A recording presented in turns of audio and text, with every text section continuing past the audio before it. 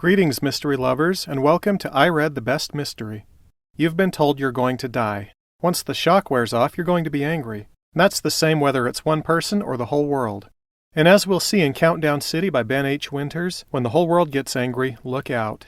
But first, be sure to hit like and subscribe so you can hear more about the best mysteries. And if you know of some great mysteries you'd like to recommend, let me know down in the comments.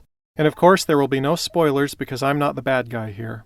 Now let's dive into Countdown City, the sequel to The Last Policeman. There's a link to that review in the description. We last heard from Detective Hank Palace when the world-ending meteor was 6 months from impact.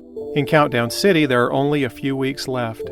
Hank's out of a job, the city police having been disbanded in favor of a federal peacekeeping force that's more interested in stockpiling supplies for itself than protecting anyone. Meanwhile, crime has spiked.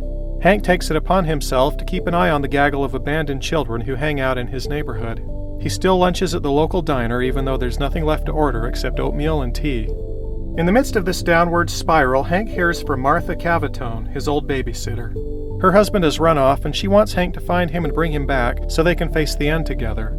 Hank accepts her request and soon finds himself on the trail of something much bigger. Stylistically, the writing remains superb. Winters continues to be a master of showing. Consider this passage.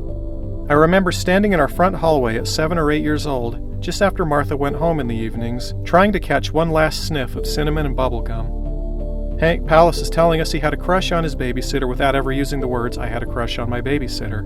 Countdown City suffers from the same problem as the second installment of most trilogies. It mainly exists to set up the third installment. There is a whodunit, but it feels perfunctory, sort of lost in the greater context of the developing apocalyptic story. Still, you'll want to read it for its many virtues, and because it sets up things that will be made clear in the third book, World of Trouble. If you want to pick up your own copy of Countdown City, there's a link in the description. Thanks for listening, and stay mysterious.